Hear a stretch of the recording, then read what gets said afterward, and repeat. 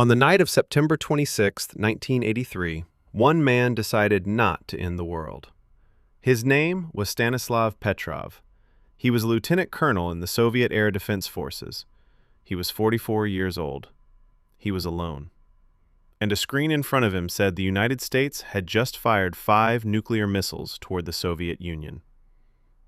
The year 1983 was one of the most dangerous years of the Cold War. Cold War, 1947 to 1991.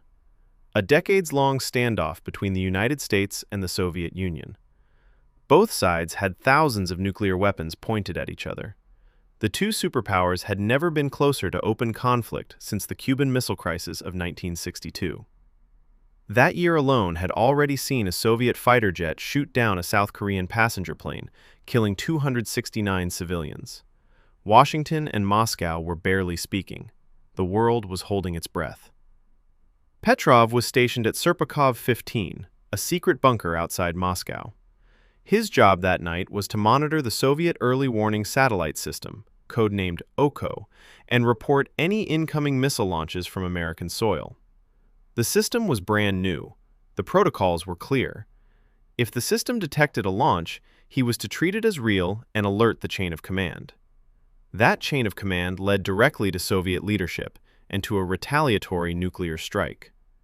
This story matters right now because the systems that nearly ended the world in 1983 still exist, and the human beings inside those systems still make judgment calls that the rest of us never hear about. It was just past midnight, Moscow time.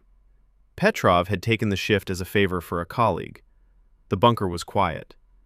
Then, without warning, the alarm went off. September 26, 1983, Serpukhov 15, bunker, Soviet Union. The system showed one missile launch from the United States. Petrov's first instinct, he later recalled, was that this was wrong. A real nuclear first strike would not be one missile. It would be hundreds. Before he could think further, the alarm changed. Now it showed 5 missiles. The word on the screen translated to launch. Every system in the bunker was screaming.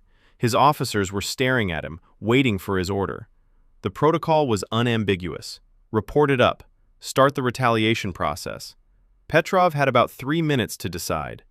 He picked up the phone and told his superiors it was a false alarm. He had no proof. He was betting his life, and everyone else's, on that logic. He was right. The Soviet satellite system had malfunctioned. It had misread sunlight reflecting of clouds over the United States as rocket exhaust. The system had detected ghosts. There were no missiles. The world did not end. Most people went to sleep that night not knowing they had almost not woken up. The Soviet military confirmed the false alarm in internal documents following the incident. According to reporting by David Ho, Greater Than Man, in his Pulitzer Prize-winning book The Dead Hand, Soviet investigators found the satellite system had a design DA-DA that made it vulnerable to certain sun angle conditions. Petrov confirmed his account publicly in multiple interviews, including a 2013 interview with German journalist Karl Schumacher and a 2004 interview with the BBC. He described the moment as one of the most frightening of his life. He also confirmed that he was reprimanded, not commended, because his superiors were embarrassed by the system failure. The incident remained classified for years. It only became public in 1998 when retired Soviet General Yuri Votintsev published his memoirs and mentioned Petrov by name. In 2006, Petrov received the World Citizen Award at the United Nations. In 2014, a documentary won him titled The Man Who Saved the World was released, featuring Kevin Costner and a live interview with Petrov himself. Some historians have questioned how decisive Petrov's role truly was. According to some analyses, the Soviet system at the time required confirmation from multiple sources before a retaliatory strike was authorized. Under this view, even if Petrov had reported the alarm as real, other checks in the system might have caught the error. We do not know exactly who else was in the chain of command that night, or what each person was told. The full Soviet military investigation remains partially classified. It is also unclear whether Petrov's decision was the only thing that prevented escalation, or one of several safeguards that functioned correctly, or incorrectly, that evening. What is confirmed is this. Petrov did not follow protocol. He made a judgment call under extreme pressure. Whether the world would have ended without his call is genuinely unknown. What is not unknown is that he made the right call. After the incident, Petrov was not celebrated. He was questioned. His superiors were uncomfortable with the whole affair. It exposed the catastrophic flaw in Soviet technology, and it meant that one mid-level officer had been left to make a civilization-ending decision entirely on his own. He was formally reprimanded for having filled out his logbook incorrectly during the crisis. He received no medal, no promotion, no acknowledgement. He retired from the military not long after. He moved to a small nat near Fryazevo, a town outside Moscow. His wife became ill and died. By the time journalists found him in the late 1990s, he was living alone on a small pension, growing vegetables in his garden. He told interviewers he did not consider himself a hero. "I was just doing my job," he said.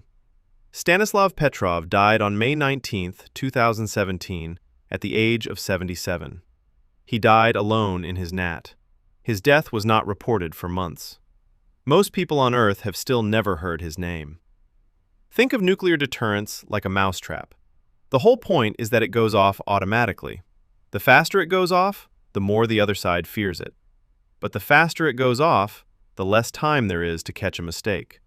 Petrov was the rare human being who was sitting inside the mousetrap when it nearly snapped shut, and who had the presence of mind to hold it still.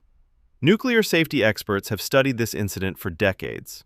According to scholars at the Bulletin of the Atomic Scientists, the 1983 false alarm is one of at least 5 credible near-miss nuclear incidents documented from that era alone. Each of these incidents depended on at least one human being choosing not to act on what their instruments told them. That is not a reassuring statistic. That is an argument for better systems, and also an argument for remembering the people inside them.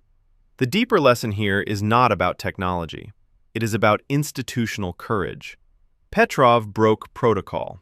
In doing so, he risked his career, his reputation, and technically his life under Soviet military law. The lesson is that systems built on pure obedience are only as safe as the information those systems receive. When the information is wrong, the only thing that saves you is someone willing to think for themselves. We know that on September 26, 1983, Stanislav Petrov received a false nuclear alarm and chose to report it as a malfunction rather than a real attack. We know the alarm was indeed false, caused by a satellite sensor error.